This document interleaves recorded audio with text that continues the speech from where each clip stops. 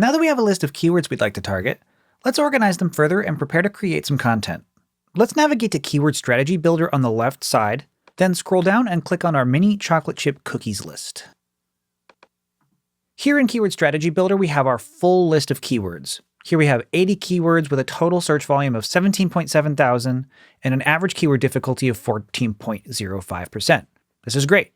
If we click volume, we can sort high to low. If keywords all revolve around the same topic, we can cluster them into one detailed article. Select all the related keywords in your list, in our case, all of them. Then at the top right, click Cluster this list. Semrush will take a few minutes to process.